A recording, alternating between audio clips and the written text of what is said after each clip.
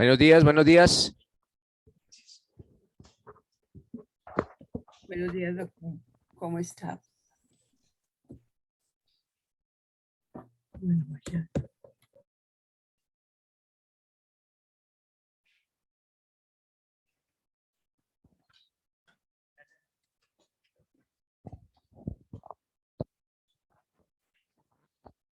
Bueno, buenos días para los que están en la virtualidad. Buenos días, doctor. Buenos días, doctor. Les decía a sus compañeros que Buenos días, doctor. esta materia es fundamentalmente práctica. ¿Qué vamos a hacer acá? Vamos a hacer simulacros de audiencias. Y si esto es práctico, básicamente a un consultorio jurídico 4 no se va a aprender, se va a ¿qué? A practicar. Acá no se viene a aprender a este módulo, y más cuando ustedes están tan cerca de ser abogados. Aquí no se viene a aprender, les repito, se viene a practicar.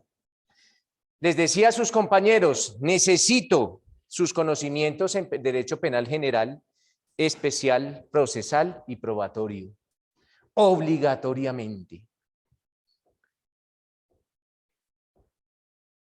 Las evaluaciones, de una vez para dejar los puntos muy claros, van a ser audiencias.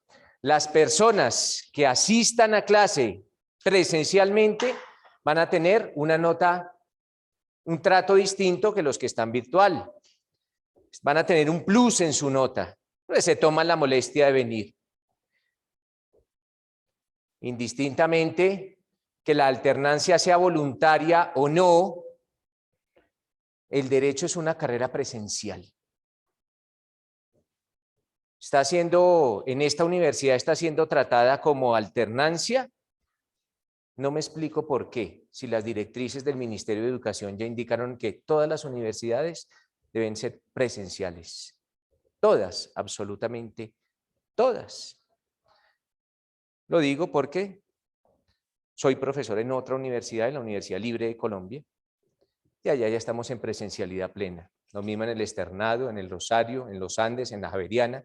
Esta es la única universidad que sirve con esta sinvergüenzura de la alternancia. Pero bueno. Primera lectura que necesito que tengan para el lunes de la otra semana. Si tienen algún grupo de WhatsApp, me incluyen, por favor. Y se las comparto para que en ocasiones es difícil ubicarla, entonces yo se las comparto. Sentencia 29-221. Algunos de ustedes ya la habían leído, otros no. Corte Suprema de Justicia, Sala de Casación Penal. Sentencia radicado 29-221. Esa sentencia es un poco antigua. El magistrado oponente es el maestro Yesir Ramírez Bastidas. Les repito, esta es una sentencia un poco antigua, pero aún tiene plena vigencia en nuestro diario trajinar, en lo que atiende única y exclusivamente al derecho penal. ¿Ustedes vieron conmigo qué materia o qué materias? General y especial.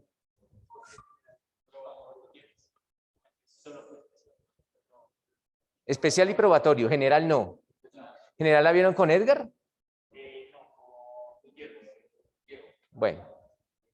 Ya. Listo. Esa sentencia 29-221, doctores, nos va a enseñar lo siguiente. Le repito, le recomiendo la hojita de la asistencia de los que están presencial.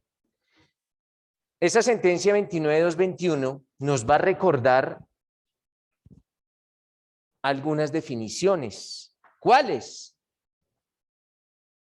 Autor, coautor, cómplice, determinador, interviniente, autor mediato, autor en aparatos organizados de poder. Más que una sentencia, parece un pequeño manual de derecho penal general sobre los concursos. Cuando hablo de los concursos, estoy hablando de los concursos de personas, esto es, la forma en que una persona eventualmente puede participar en un delito. ¿Cómo participa alguien en un delito? Porque existe en derecho penal otra clase de concurso que se llama el concurso de delitos, que ustedes vieron concurso homogéneo, heterogéneo, sucesivo, simultáneo. Discúlpenme en un momento, doctor.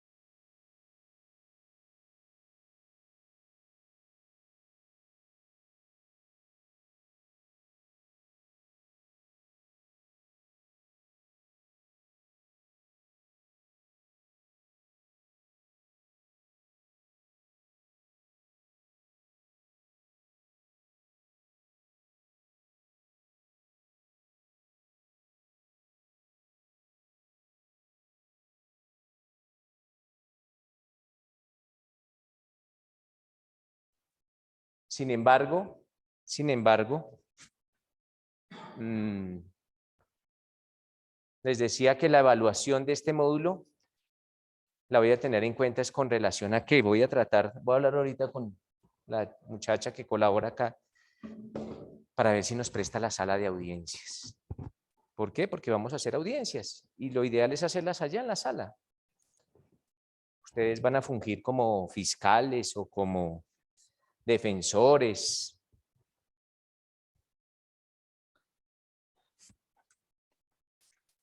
Ya ustedes pasaron por su consultorio jurídico, ¿cierto? Algunos. De pronto, en ejercicio de ese consultorio jurídico, tuvieron que haber realizado algunas audiencias ya reales, ¿o me equivoco? ¿Usted el que está donde Reinaldo? ¿Por qué no me dice? Ya lo tengo identificado e individualizado. Entonces vamos a hacer audiencias, doctores. Sin embargo, para que les sea más fácil, a veces cuando uno termina la universidad queda más loco de cuando... Entonces, ¿qué voy a hacer? Mire, les voy a decir, por ejemplo, la primera audiencia, no, por ejemplo, no, la primera audiencia que vamos a hacer va a ser una audiencia de legalización de captura. Esa va a ser nuestra primera audiencia. Y previo a esa audiencia, les voy a explicar todo lo que pasa en una audiencia de legalización de captura. ¿Cuál es la carga argumentativa de la fiscalía? ¿Cuál es la carga argumentativa de la defensa? ¿Y cuál es el rol o la participación del juez en esa audiencia? Aunado a eso, en YouTube hay infinidad de audiencias de legalización de captura. Entonces ustedes ya empiezan a entrar a YouTube y a mirar audiencias de legalización de captura. Hay dos clases de capturas. Acuérdense, una captura que se da en flagrancia, acorde con las voces del artículo 301 del Código de Procedimiento Penal, siempre y cuando se presente alguna de las formas de flagrancia que trae consagrada el artículo 301, la flagrancia pura y simple, la flagrancia inferida, la cuasi flagrancia, el testigo silente. Y hay otra audiencia de captura que es cuando ella se produce en virtud de una orden. ¿Por qué? Porque un juez de control de garantías emitió una orden de captura y se materializó esa orden de captura.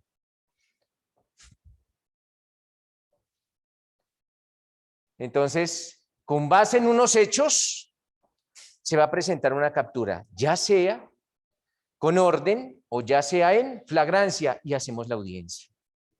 Hacemos la audiencia. En teoría, ¿cuándo se gradúan? En teoría.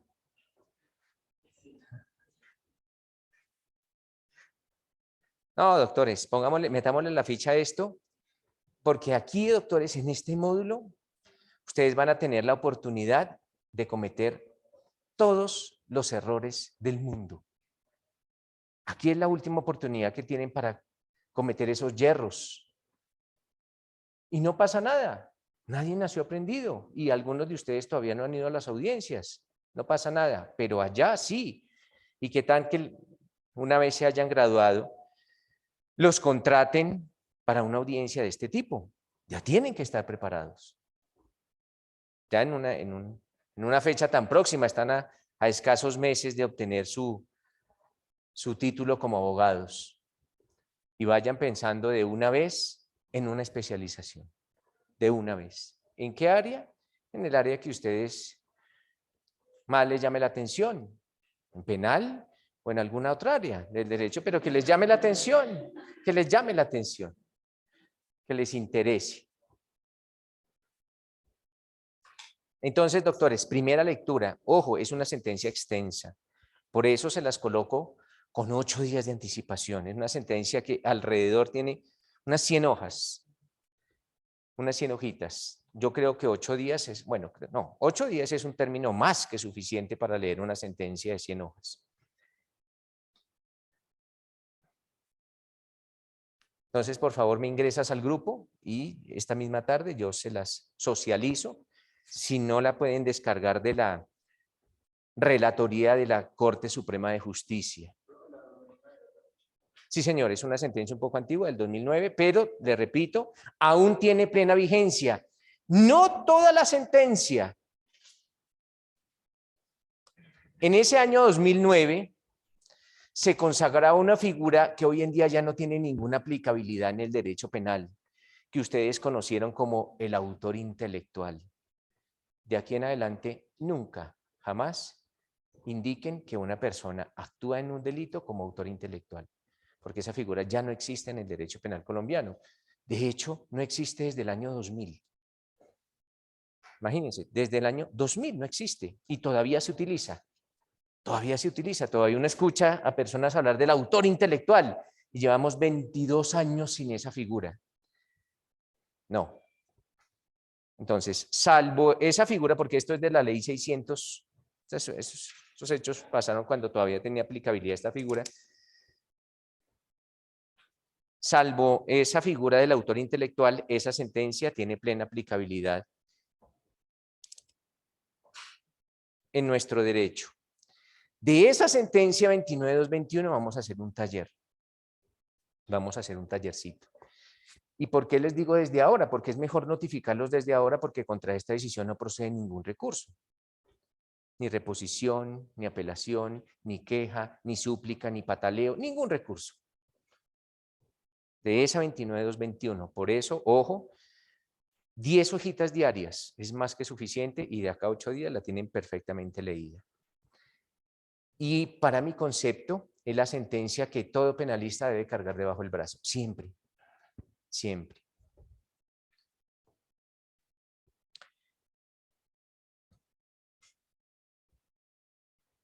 Preguntas, doctores, sobre este módulo. Que tengan inquietudes.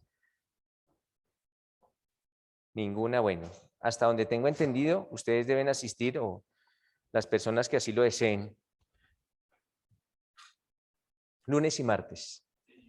Lunes y martes. Les repito, para los que están en la virtualidad y se quieran tomar la molestia de venir, van a tener un trato distinto.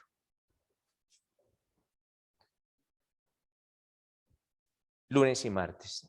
Igual, miércoles y jueves será virtual y todos los viernes, repito, todos los viernes, a partir del próximo, a partir del viernes de esta semana, serán las evaluaciones. Todos los viernes. Voy a necesitar de ustedes, les repito, esos conocimientos, porque también necesito evaluar qué tal están de conocimientos de sus materias en lo relacionado con derecho penal. Si no se sienten lo suficientemente preparados en algún tema de derecho penal, me preguntan y lo profundizamos. Ese también es el objetivo de este módulo. Entonces ustedes dicen, profesor, no nos sentimos preparados en lo que atiende a dosificación punitiva, a dosificar las penas. Pues hacemos un breve repaso de dosificación punitiva. O no me siento preparado con relación a tipificación de los delitos, esto es, a encuadrar unos hechos dentro de determinados delitos, pues hacemos una clase sobre esto. El día miércoles, ojo, el día miércoles vamos a hablar de la audiencia de legalización de captura. Y el próximo lunes vamos a hacer la audiencia. Las audiencias las vamos a hacer acá. Acá vamos a hacer las audiencias. Si se puede en la sala de audiencias, bien. Si no, la hacemos acá en el salón. Hacemos, digamos, un simulacro de audiencias que va a ser el día lunes. Y en esos simulacros de audiencias participarán las personas que asistan presencialmente. Los de la virtualidad serán meros espectadores. ¿Alguna otra inquietud, doctores, de una vez como para ir colocando una hoja de ruta de cómo va a ser este módulo? Entonces ya saben, todos los viernes va a ser evaluación sobre los conceptos que veamos y las audiencias que veamos de acá hasta el jueves. Y el viernes y el lunes siguiente hacemos la audiencia. Afortunadamente para ustedes, en este módulo creo que no hay puentes. No hay puentes en este módulo, entonces mucho mejor porque tenemos la posibilidad de explotar la totalidad de los días hábiles. Primera pregunta, doctores, y voy a necesitar las personas que ya sea en la virtualidad o en la presencialidad deseen tomar el uso de la palabra, pues levanta la mano y con mucho gusto les concedo el uso de la palabra. Primera pregunta. ¿Qué entienden o qué entienden ustedes por autor, ojo, autor de un delito? ¿Qué se entiende por autor de un delito? Cuando una persona podrá ser considerada como autora de un delito. ¿Cuál es tu nombre? Adriana. Adriana, te escucho, por favor.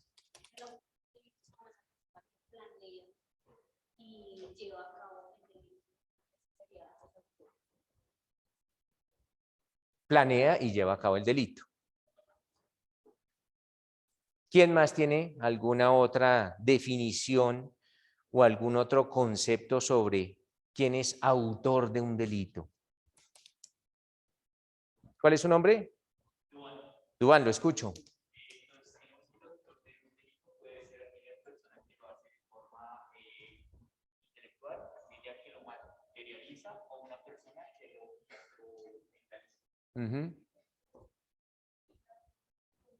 ¿Cuál es tu nombre? Alejandra, te escucho. Tipificada. ¿Qué nos dice aquí quién más? Nadie había levantado la mano, pero se arrepintieron. Doctor, muy buenos días, sí señor, yo Felipe Manchola. ¿Quién? Felipe Manchola, doctor. Lo escucho, Felipe. Y doctor, pues el autor del delito es sobre quién recae o quien realiza una conducta punible. O quien también puede usar otra persona como un instrumento para, pues, tipificar esa conducta punible. Listo, gracias. ¿Qué herramienta vamos a necesitar para adelantar este módulo? Un código penal, no más. No les exijo una marca específica, pero sí les voy a exigir que el código que tengan, sea cual sea un código actualizado. Recuerden que hace 2 semanas se modificó en gran parte el Código Penal con la expedición de una ley que se conoce como la Ley de Seguridad Ciudadana. Esa ley modificó gran parte no solo del Código Penal, sino también del Código de Procedimiento Penal. Entonces no me interesa que sea un código caro o que sea un código barato, no, sino que sea un código actualizado. Voy a necesitar eso, o vamos a necesitar un código actualizado para el desarrollo de este módulo. Voy a necesitar también de ustedes mucha capacidad oral.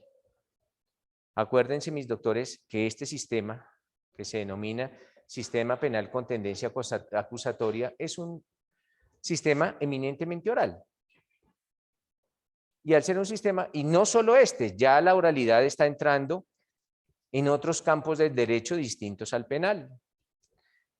Y voy a necesitar eso. Yo sé que algunos de nosotros padecemos de ese pánico escénico, ese temor a hablar en público. Pero ya le repito, ya este es el último módulo que vamos a tener para tratar de vencer ese pánico.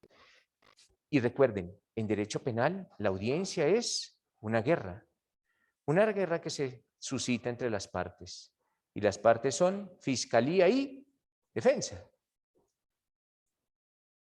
Y el éxito de su teoría dependerá en gran medida de la facilidad de argumentación que logren desplegar en esa audiencia. ¿Para qué? Para tratar de convencer al juez y que salgan avante su teoría del caso o sus pretensiones punitivas en caso tal que sean Fiscalía General de la Nación. Entonces, una vez hemos dicho que necesitamos para el adelantamiento de este módulo, pues es el mismo Código Penal, doctores, ojo, es el mismo Código Penal el que nos trae una definición de autor. Las personas que no tengan un Código Penal no importan, nos remitimos a sus dispositivos móviles. ¿Qué nos dice el artículo 29, doctores, del Código Penal? Artículo 29 de nuestro Código Penal sobre la definición de autor de un delito.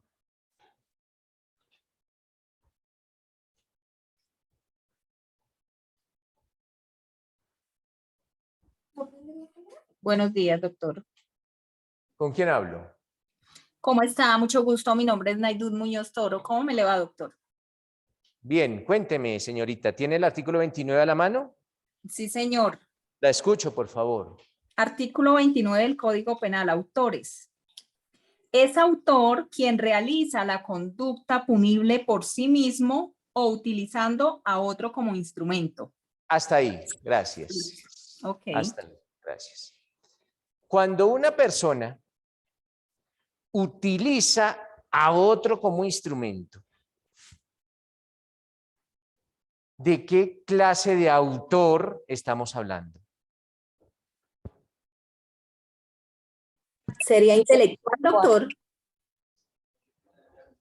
Me levantan la mano cuando vayan a hacer el uso de la palabra porque si no esto se vuelve un desorden.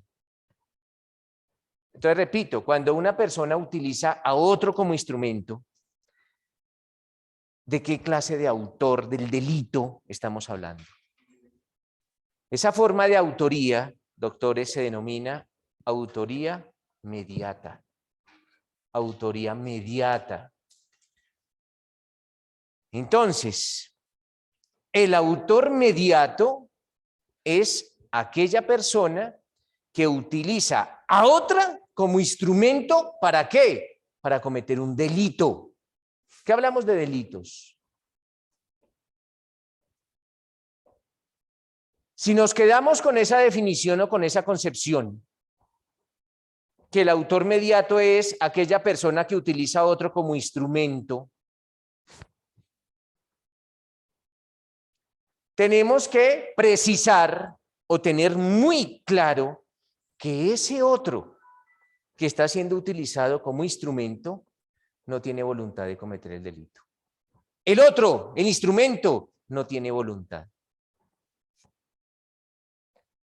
¿Y por qué no puede llegar a tener voluntad? Un ejemplo puede ser porque es interdicto. Digamos que es alguien con un retardo mental. Ese es el interdicto, básicamente. Es un interdicto. Por su edad, puede ser por su edad, un interdicto relativo, la edad.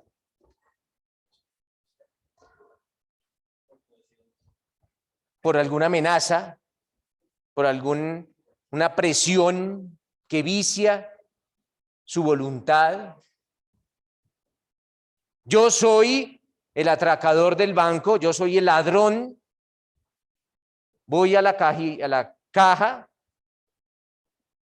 y le digo a la chica, a la cajera, niña, le voy a pasar un maletín y todo lo que usted tiene en su cajilla de seguridad lo deposita en su maletín. Tiene una llamada y es la llamada de su hijo. Dice, mamá, me están apuntando con una pistola en la cabeza. Si tú no haces lo que ellos te dicen, me matan. Si bien es cierto, ella es una persona completamente capaz, su voluntad va a ser viciada. ¿Por qué? Porque se está ejerciendo sobre ella una violencia moral o violencia psicológica, como ustedes le llaman. Y eso hace que se vicie su consentimiento. Tú no tienes voluntad de cometer ese hurto, pero lo tienes que hacer en virtud de la presión que se está ejerciendo sobre tu humanidad. Entonces, tengamos como norte el hecho que cuando una persona utiliza a otra para cometer un delito, esa otra no tiene voluntad. O puede ser un niño que no todavía tenga voluntad de comprender la ilicitud de su actuar. O puede tener algún trastorno mental. En esos casos hablamos de autor mediato. Y lógicamente, el instrumento, esto es la persona que está siendo utilizada como instrumento, el instrumento no va a tener ninguna pena. Simple y llanamente, el autor mediato. El autor mediato sí va a tener una pena. Sí va a tener una consecuencia jurídico-penal su actuar. Bueno, de ese autor mediato, a ese autor mediato sí le vamos a imponer una pena.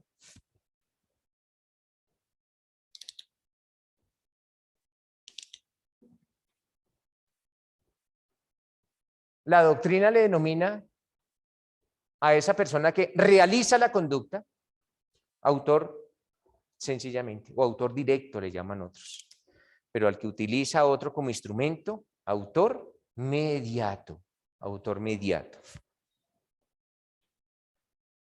Teniendo claros ya esos dos conceptos, ¿qué entienden ustedes por coautor?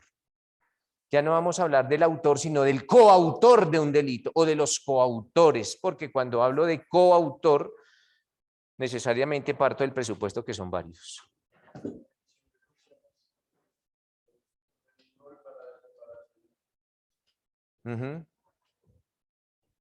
Beder, ¿tiene alguna pregunta o alguna acotación? No, muy buenos días, doctor. Qué pena, se me levantó la mano, gracias. Vale. ¿Dónde está la lista de los asistentes? Los que vayan llegando se van inscribiendo en la lista, ¿vale? Las personas que vayan llegando.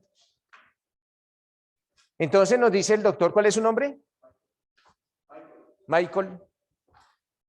De una distribución de trabajo, lo que se denomina unos roles. ¿Qué rol cumple cada quien al momento de cometer el delito?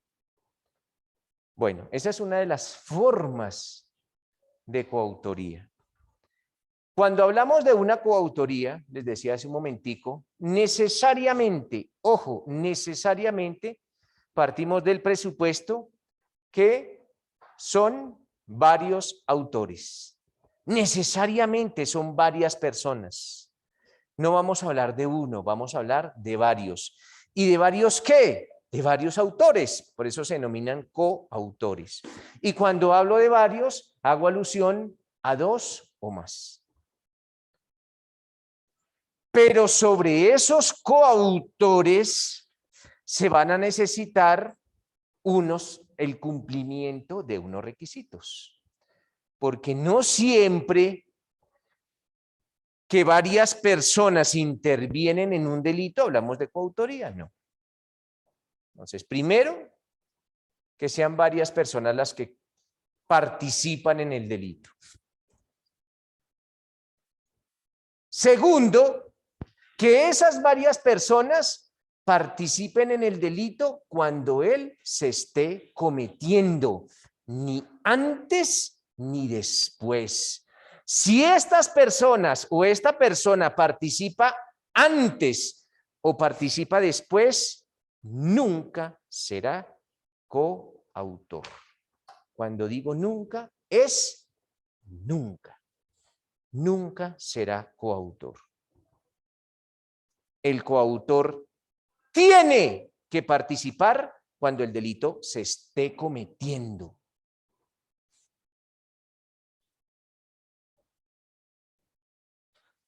Y tercer requisito, se deben cumplir los tres. Que esos coautores tengan u ostenten el dominio del hecho. Y recuerden, mis estimados doctores, que el dominio del hecho es la facultad de interrumpir, suspender o modificar el delito. Es esa facultad, es esa atribución que tienen los coautores. Suspender, interrumpir o modificar el delito. Si se reúnen esos tres requisitos sobre esa persona, hablaremos que es un coautor. Interrumpir. Profe, qué pena, ¿será que me puede volver a repetir los tres elementos? Primero, que sean varias personas. Segundo, que el coautor participe en el delito cuando se está cometiendo. Y tercero, que tenga dominio del hecho. Y el dominio del hecho entendido como la posibilidad, la atribución, la facultad de interrumpir, suspender o modificar el delito.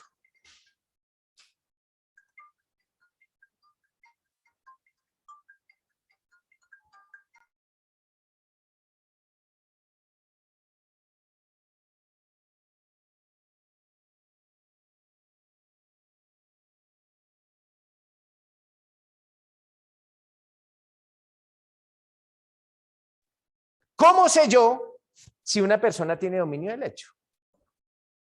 No existen respuestas únicas. La respuesta me lo da las circunstancias de tiempo, modo y lugar, como suceden los hechos. Adriana, junto con Miguel, Adriana y Miguel, ojo, Adriana y Miguel, deciden asesinar a su profesor de consultorio jurídico 4 una vez se han enterado de las notas definitivas del módulo. Entonces, deciden asesinar al profesor, Adriana y Miguel. Y el modus operandi, como llaman ustedes los penalistas, o la forma en que van a matar al profesor, consistirá en un envenenamiento. Van a envenenar al cucho.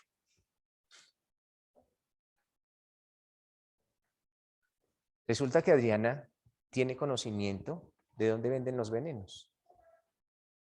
Un veneno letal, un matarratas. Y básicamente ese es el veneno que se necesita para matar a un abogado.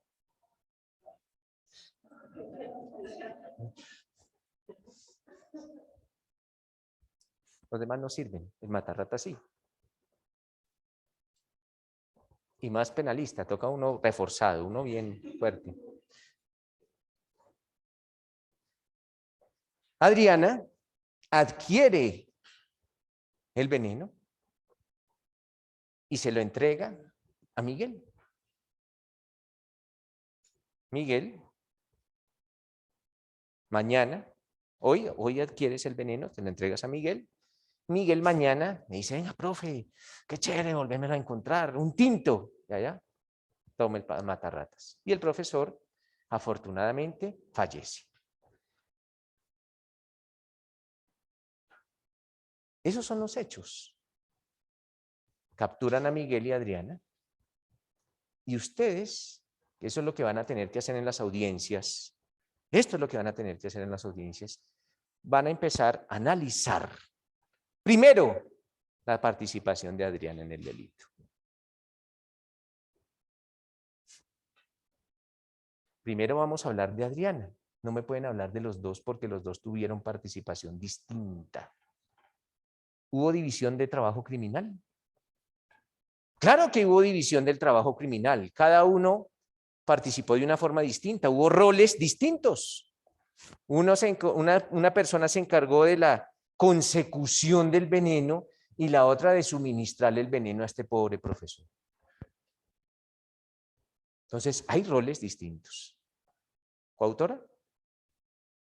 Vamos a hablar solo de Adriana, por ahora de Miguel, no. Entonces, hablo solo de Adriana, coautora, y si ustedes me dicen sí, díganme por qué, o si me dicen no, díganme del por qué. Bueno.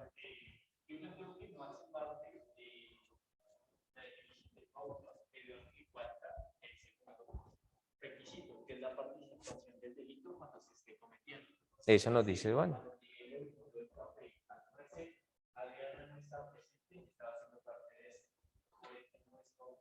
Bueno. ¿Está de acuerdo? Iba a decir lo mismo. Miren, lo que dice Duan es completamente cierto.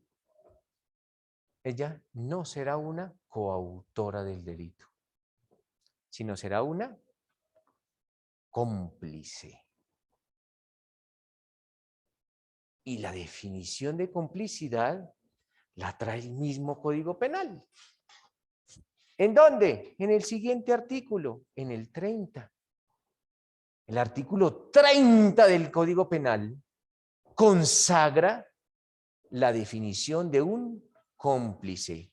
Sin embargo, allá en ese artículo 30 no se habla de las distintas clases de cómplice, no, pero aquí las vamos a recordar, aunque todas ustedes ya las saben, pero las vamos a recordar. A menos que la filosofía del estudiante sea clase vista, clase olvidada. Aquí la recordamos.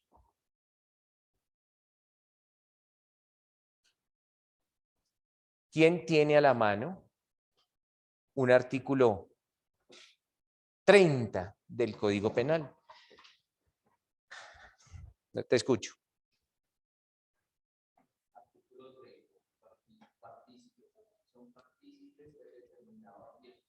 Pero mire, hasta ahí, ¿cuál es su nombre, doctor? Mire, Dylan, cuando empezamos a leer el artículo 30, ya sabemos algo. Que el cómplice es un ¿qué? Es un partícipe. Porque allá dice, son partícipes el determinador y el cómplice. Entonces ya sabemos que el cómplice es un partícipe. Y la definición de un partícipe es aquel que interviene en un delito, pero no como coautor. Esa es la definición muy sencilla. Participa en un delito o interviene en un delito, pero no como coautor. Esa es la definición de partícipe. ¿Intervino en el delito? Sí, pero no como coautor.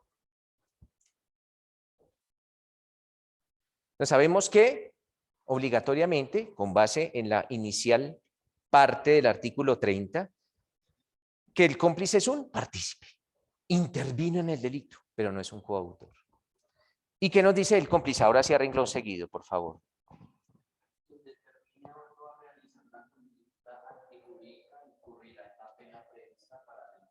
Miren lo estúpido que es el código. Nos habla de determinador de la siguiente manera, que el determinador es el que determina a otro. ¿Qué es eso? Es una definición completamente absurda y estúpida. ¿Quién es un determinador? El que determina.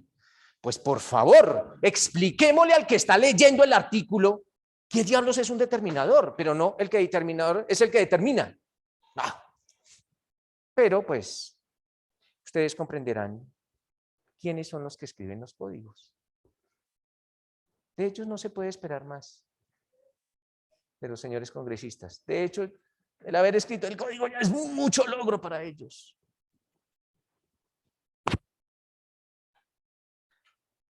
Pero antes de entrar en la determinación,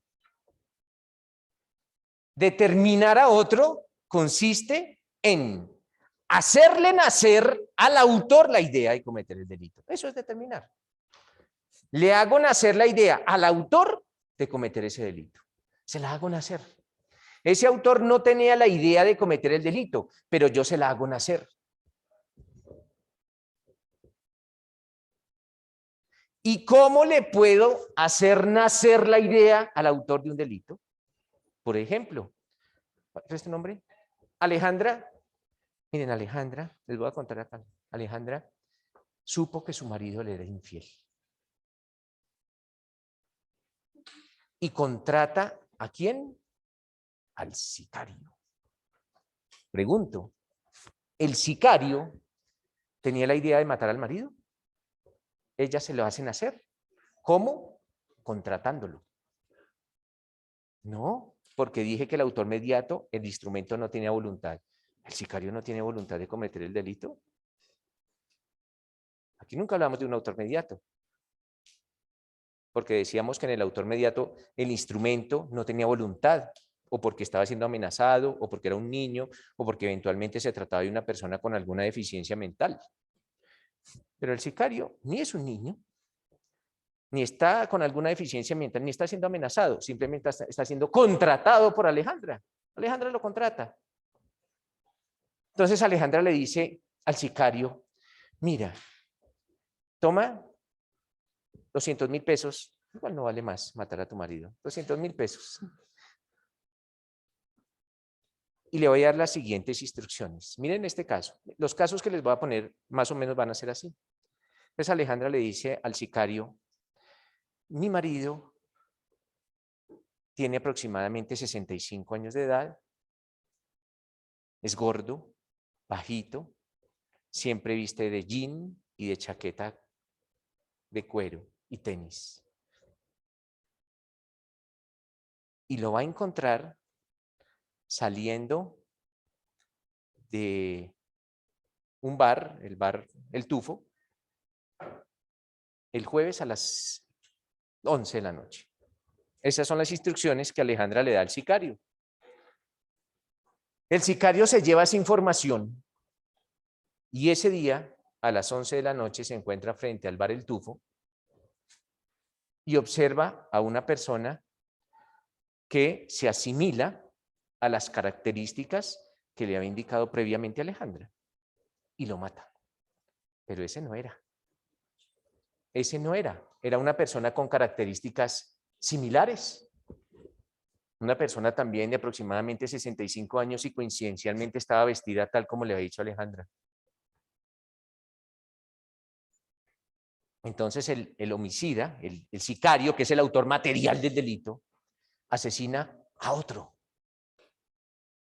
a Pedro Pérez y no a Nepomuceno Matallana, que era tu marido, mató a otro.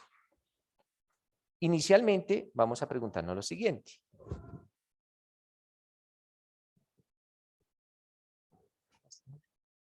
¿Alejandra le hizo nacer la idea criminal al sicario? Sí. Hasta ese punto del análisis indicaríamos que Alejandra es una determinadora. Una determinadora. Pero miren lo que pasó. El sicario cometió un error. Porque mató no a quien lo habían contratado, sino a otro. Entonces la pregunta será, ¿Alejandra será la determinadora de la muerte del otro? ¿Del que verdaderamente murió?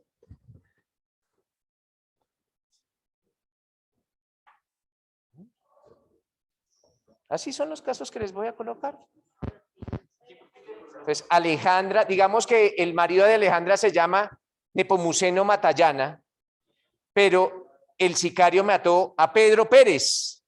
La pregunta es, ¿Alejandra es la determinadora de la muerte de Pedro Pérez? ¿Usted a quién mandó matar? ¿Y a quién mataron? ¿Usted tiene la culpa de que el sicario se equivoque? Simple, hago preguntas. O sea que usted tiene la culpa por no brindar la suficiente, o sea, por no ser detallada.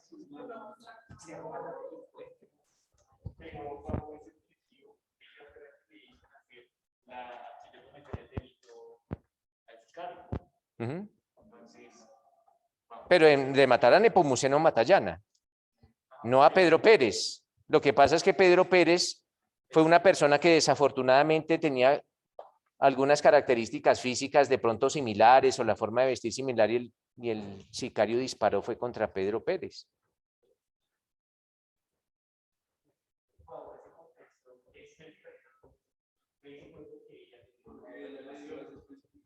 Ajá. ¿El error de quién fue? Bueno, pero el sicario tenía que decir, discúlpeme, ¿usted es Nepomuceno Matallana? ¿Para matarlo? O sea, tenía que preguntar primero si se trataba. Ahora bien, miren el análisis. ¿Era probable o era factible que el sicario se equivocara? ¿Cierto? ¿Era probable que el sicario se equivocara? Por supuesto. Estaba dentro del campo de las probabilidades.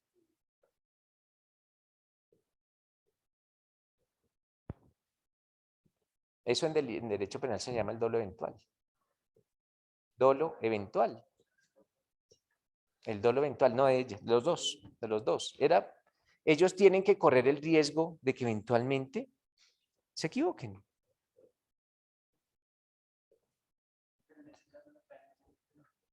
La pena para el determinador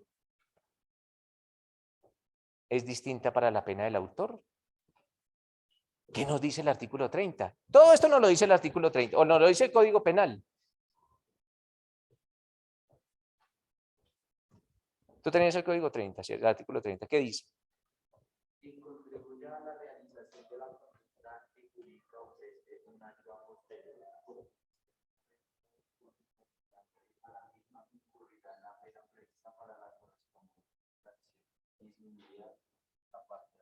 Esa es la pena del cómplice. ¿Ahora qué sigue?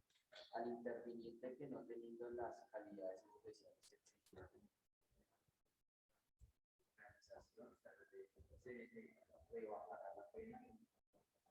Listo.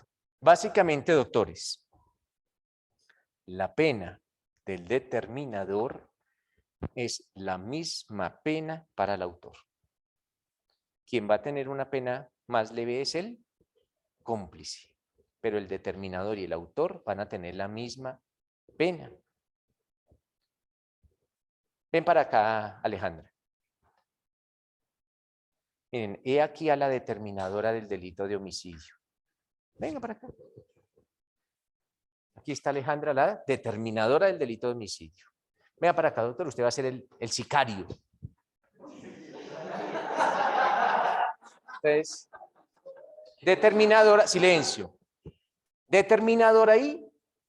No, pero es el sicario, pero ya en términos del derecho penal, ella es la determinadora y él, el autor material. El autor material, porque aquí no hablamos de coautoría. ¿Por qué? Porque resulta que Alejandra no intervino en el delito cuando él se estaba cometiendo. Ella simplemente hizo nacer la idea ¿en quién? En el autor material. Entonces, si en ese hipotético caso en el cual se procesan al autor material y a la determinadora, y la ley señala que en caso tal de ser hallados responsables, tanto la determinadora como el autor material van a tener la misma pena, ¿para qué existe esa diferencia? Si van a tener la misma pena, en caso tal de ser hallados penalmente responsables, ¿para qué existe esa diferencia? ¿Cómo, doctor? Claro, pero si en términos de pena va a ser la misma, ¿para qué lo diferencia la ley? Miren lo que hace la ley. El artículo 29 de la Constitución y el artículo 8 del Código de Procedimiento Penal consagran un derecho fundamental. Y ese derecho fundamental va a recaer sobre ella, va a descansar sobre ella y sobre él. ¿Cuál es tu nombre? Brian. Sobre Brian y sobre Alejandra. Ese derecho se llama el derecho de defensa. ¿O es que ellos no necesitan que los defiendan? No necesitan, no. Es un derecho. Para eso los van a contratar a ustedes. ¿O a qué se van a dedicar? ¿A cobrar letras de muchachas del servicio? Por favor. ¿Va a hacer liquidaciones de celadores? Se van a dedicar a defender casos y por algo empiezan. Si la fiscalía indica que Brian es un autor material, la fiscalía tiene que probar que Brian es un autor material. Y si la fiscalía indica que Alejandra es una determinadora, tiene que probar que ella es una determinadora. Tiene que probar que ella contrató, en este caso al sicario, al autor material. Porque si yo, fiscalía, logro determinar que ella no determinó, sino que simplemente le dijo a Brian, porque ellos tenían su cuento, y le dijo, ay, yo estoy aburrido con este tipo, y Brian lo mató. Pregunto, ¿probé que era determinadora? No, gracias, siéntense. Tengo que probar. Para eso es la diferencia. Porque cuando alguien lo acusen como determinador de un delito, la fiscalía tiene que probar que determinó al autor. Si prueba cosa distinta, lo tienen que absolver. Por eso el afirmar que Alejandra es determinadora implica para la fiscalía probar que Alejandra le hizo nacer la idea criminal al autor. ¿Y por qué se viola el derecho a la defensa? Porque si la fiscalía dice, señor juez, Alejandra contrató al sicario y al final del proceso se establece que Alejandra fue la que lo mató, que ella fue la autora material, ¿eso no viola el derecho a la defensa? Por supuesto, porque el defensor le dijeron desde el principio que ella era una determinadora. Y al final le van a decir que no es determinadora, sino como coautora. Entonces, ese defensor desplegó toda una estrategia y todo un plan para defender ¿a quién? A una determinadora, no a una autora. Entonces, mal haría la justicia en decir al final, uy, qué pena, es que no era determinadora, sino coautora. Entonces, ¿por qué no me lo dijo desde el principio? Señores fiscalía. Porque si usted me lo hubiera hecho desde el principio, yo como defensor hubiera diseñado otra estrategia para defender a un coautor y no a un autor y no a una determinadora. Eso viola el derecho a la defensa. Y si viola el derecho a la defensa, viola el artículo 29 de la Constitución y el proceso, se cae por nulidad.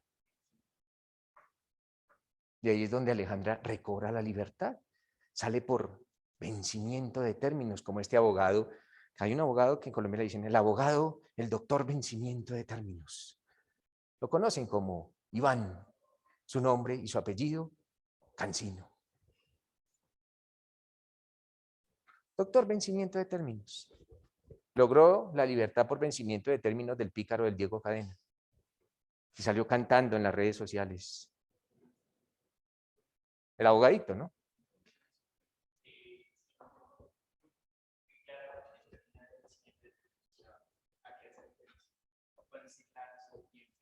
Depende, y depende de los procesados. Cada procesado tiene términos distintos. ¿En virtud de qué? En virtud del delito que cometa y en virtud del número de procesados que hayan dentro del proceso. En virtud de eso vamos a hacer alguna clase solo para vencimiento de términos, para que ustedes sepan cómo y cuándo se presentan vencimientos de términos. Y ojo, repito, el vencimiento de términos implica la libertad del procesado privado de su libertad, nunca el archivo del proceso. Simplemente el proceso se seguirá adelantando, pero con esa persona en libertad. Pero vamos a hacer una sobre vencimiento de términos. Para esa la diferencia, o para eso la ley diferencia entre un autor y un determinador, porque a la final la pena va a ser la misma. Pero bueno, volvemos a Adriana. Adriana fue la que le suministró el veneno a Miguel. Tal como lo dijo Duan, Adriana no es coautora del delito, porque el aporte de Adriana se presentó antes. ¿Es un aporte importante? Por supuesto que es un aporte importante. ¿Es un aporte funcional? Miren cómo uno puede jugar con las palabras y los hace incurrir en errores. ¿Qué quiere decir un aporte funcional? No. No. Un aporte funcional quiere decir que el aporte se cometa cuando el delito está funcionando. O sea, cuando el delito se está cometiendo. Lo que pasa es que los magistrados adornan su forma de hablar. Y ellos no van a ser tan básicos de escribir, deberían hacerlo, pero no lo hacen. El cómplice participa en el delito cuando el delito se está cometiendo. Es más fácil entenderlo así. Pero los magistrados no escriben así. Escriben de la siguiente forma. El cómplice realiza un aporte funcional al delito. Eso quiere decir que es cuando el delito está funcionando, o sea, cuando el delito está siendo cometido.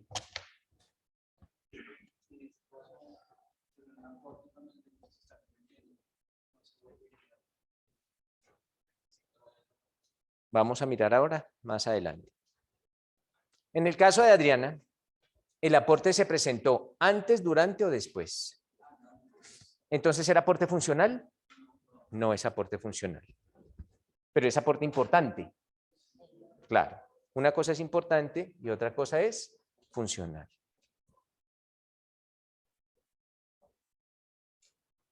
Si Adriana aportó al delito antes, no es coautora, será cómplice.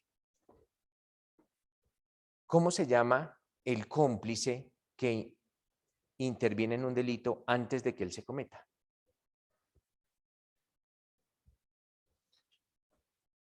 Se denomina cómplice antecedente. Cómplice antecedente. Es ese cómplice que participa en el delito antes que se cometa el delito. Antecedente.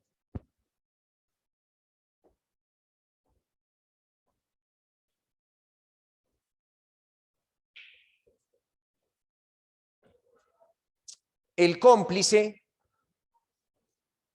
Segunda pregunta. ¿El cómplice tiene dominio del hecho? Esto es, ¿el cómplice tiene la posibilidad o el cómplice tiene la facultad de interrumpir, suspender o modificar el delito cuando él se está cometiendo? Miren lo que pasó con Adriana. Adriana le entrega el veneno a Miguel. Y viene Miguel al día siguiente, le suministra el veneno al profesor. ¿Cuándo el delito se estaba cometiendo? Cuando Miguel le está entregando, está suministrando el veneno al profesor. En ese momento, ¿Adriana tiene la posibilidad de suspender el delito o de modificarlo?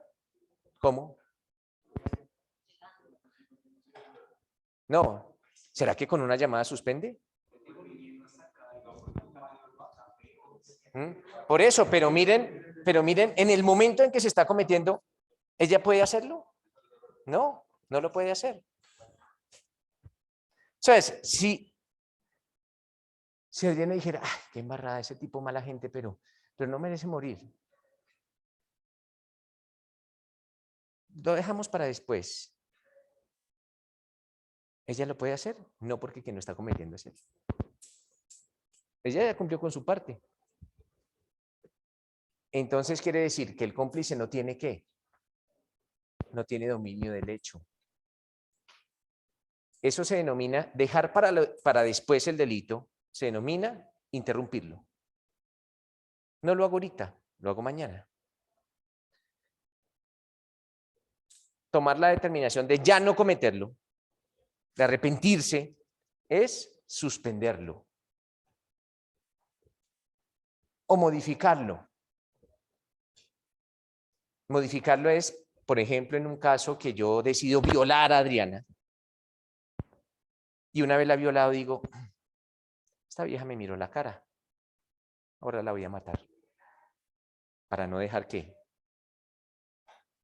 Testigos. La voy a matar, ella me miró, ya supo quién era. Entonces nótese que lo que tenía planeado inicialmente era una violación y lo modifico. Ahora es una violación más un homicidio. Tuve la capacidad de modificar ese delito. Entonces partamos de la base, mis estimados doctores, que el cómplice no tiene dominio del hecho. No tiene esa facultad.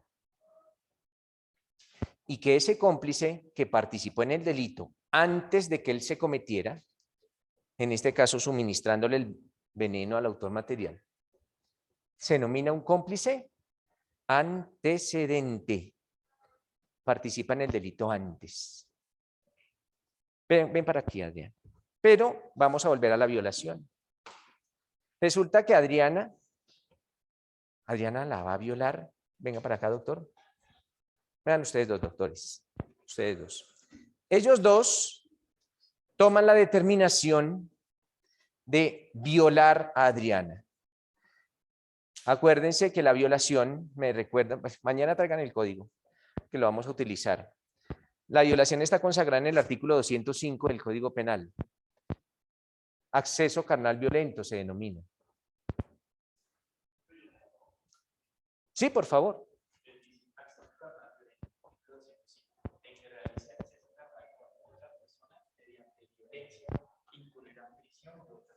Entonces, ¿cuál es tu nombre? Julio sujeta a Adriana, la sujeta, con fuerza. No tanta, ¿no?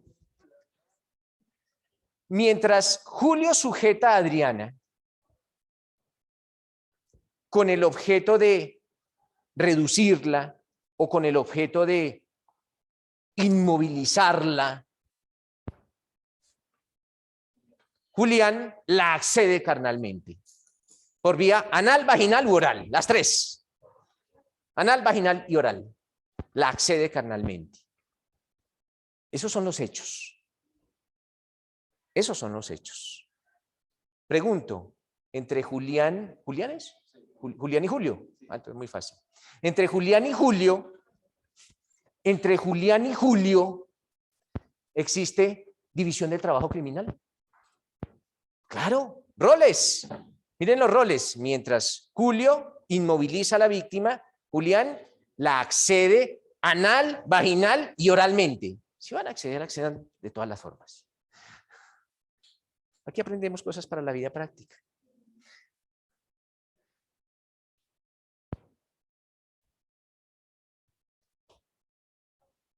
Ya, déjala de sujetar. Estaba muy emocionado ahí. Estaba muy emocionado ahí sujetándole. Pregunta. ¿Coautores? Julián y Julio, ¿coautores? Entonces empezamos a analizar la participación de cada uno de ellos en el delito. Por eso les decía que cada caso nos dirá si son coautores o si son cómplices. ¿Qué nos dice Miguel?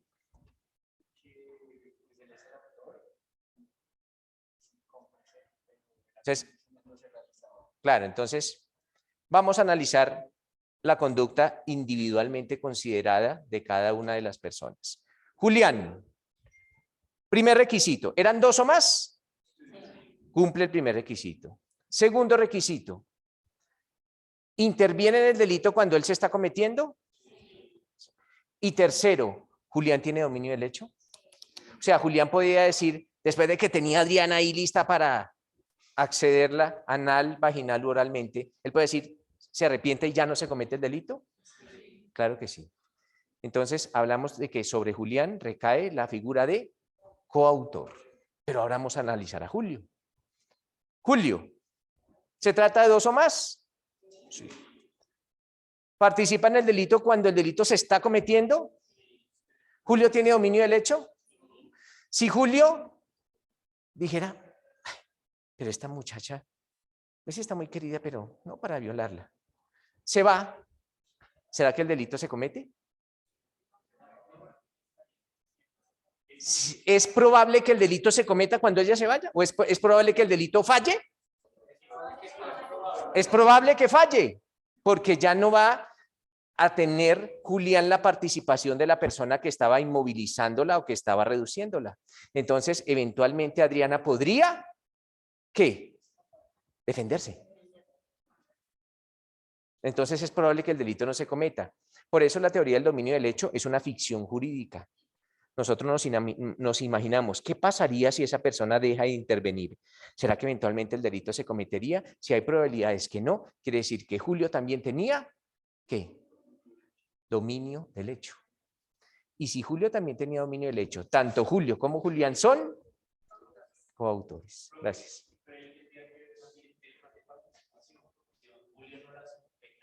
¿Qué dije yo, Duan? ¿Qué dije yo? No, es que yo estoy... estos son los hechos. Usted en un caso no puede decir, no, pero es que sí. No, con los hechos. Los hechos es que Julio la tiene inmovilizada y que Julián la accede. Esos son los hechos. No son los hechos más. ¿Qué puede pasar si...? No. Esos son los hechos. No nos es dable especular con respecto a hechos que no están consagrados o que no están sido probados.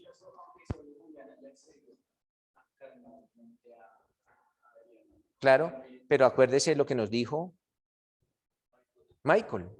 Existe una división de funciones. Ustedes los penalistas hablan de división del trabajo criminal. Así le denominan los penalistas. Van a tener distintos roles. Lo importante es si tenían o no tenían dominio del hecho. Voy a lo que nos dice Duan. Si Julio reduce a Adriana, Julián la accede anal, vaginal u oralmente, y yo me voy a meter a esa bandola de violadores. Yo estoy afuera vigilando. Si yo dijera, la verdad, me ponen a mí, o sea, me ponen al trabajo más barro, a vigilar. Yo quería era estar allá. Yo ya dejo de vigilar, me voy y dejo de vigilar. ¿Cómo me van a poner a vigilar? En vez de ponerme ahí en la acción, me ponen en lo más aburridor, vigilar. Si yo dejara de vigilar, eventualmente el delito se podría cometer. Claro, entonces yo sería un cómplice porque no tengo dominio del hecho. Sería un cómplice. Un cómplice que participa en el delito cuando él se está cometiendo. Porque yo soy el que está vigilando mientras violaban a Adriana. Ese cómplice que participa en el delito cuando él se está cometiendo se denomina cómplice concomitante.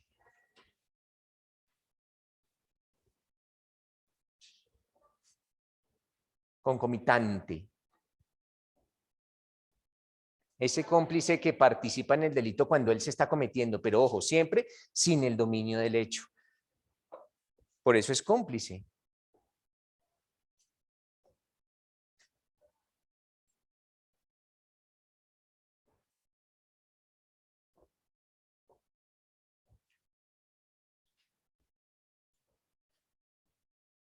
Y el cómplice, acorde con las voces del artículo 30 del Código Penal, sí tiene una pena inferior a la del coautor, a la del autor o coautor. El cómplice sí tiene una pena inferior. Eso lo dice el inciso segundo del artículo 30 del Código Penal. Sí tiene una pena menor.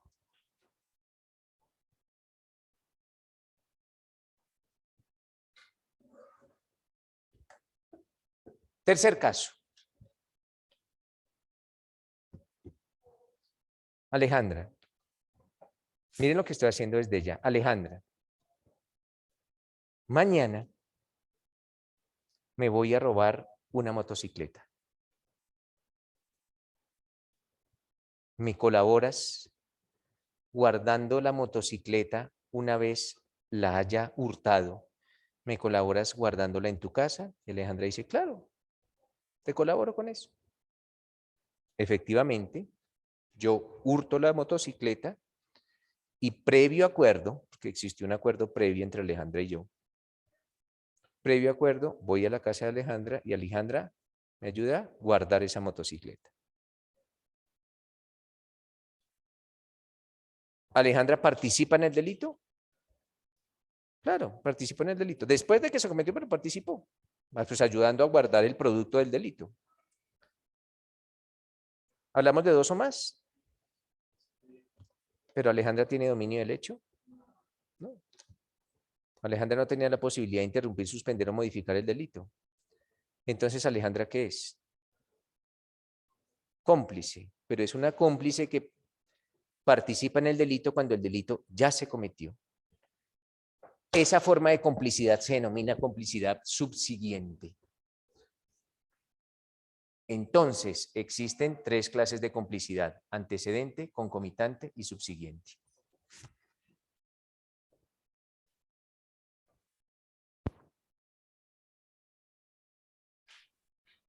Perdón, doctor, muy buenos días. Dígame, Doctor, le habla Marta Perdomo. cuénteme. ¿Puede repetir las tres clases de complicidad? Antecedente, concomitante y subsiguiente. Gracias, muy amable. Y noten, doctores, que el 30 del Código Penal no nos trae esas definiciones de complicidad. Siempre dice el que contribuye a la realización, no sé qué, dice cuándo, pero no nos trae las definiciones de complicidad. Te escucho. La pena para el cómplice es la misma. Ya puede ser antecedente, concomitante, subsiguiente. Es la misma pena para el cómplice, pero es una pena menor que la del autor o la de los coautores. En la mayoría de casos, ojo, no en todos, pero en la mayoría, lo que ustedes conocen o lo que en el argot popular se conoce como el campanero de un delito es un cómplice. En la mayoría. Por una razón, que el campanero no tiene dominio del hecho.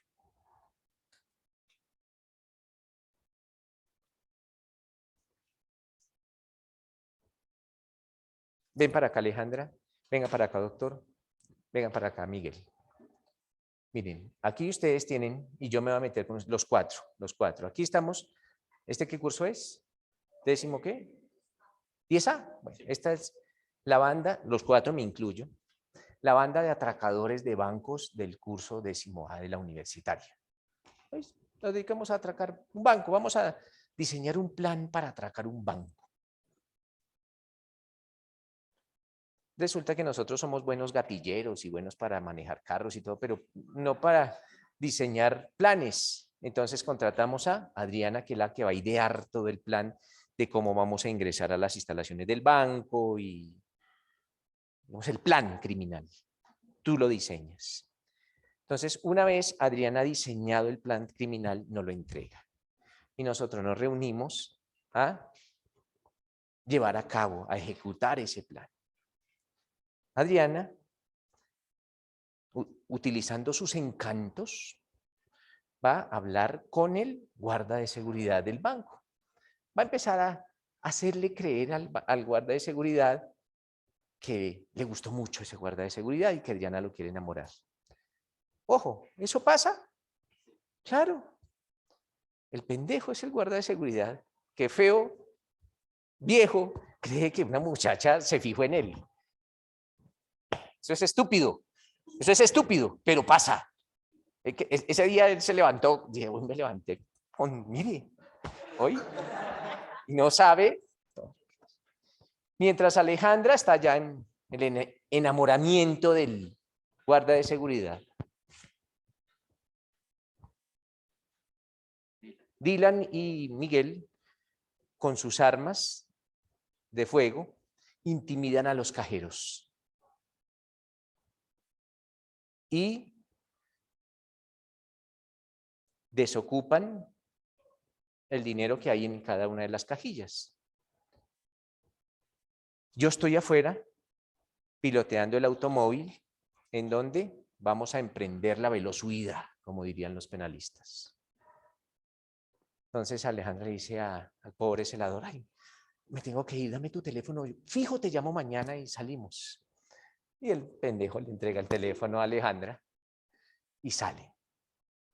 Salen al vehículo y huimos. Huimos. Resulta que nos capturan a quienes. Venga para acá, porque usted también la capturaron.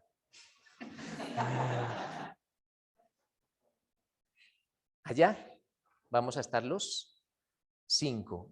¿En dónde? En la audiencia. En una audiencia que vamos a ver en este módulo que se denomina audiencia de imputación de cargos. Vamos a estar los 5. Esa es una de las audiencias que vamos a hacer. La audiencia de imputación de cargos y vamos a estar los 5 con 5 defensores. Nosotros no somos ladrones pobretones, sino tenemos la capacidad de contratar cada uno nuestro propio abogado de confianza. Entonces, 5 procesados tendrán a 5 abogados defensores y un fiscal.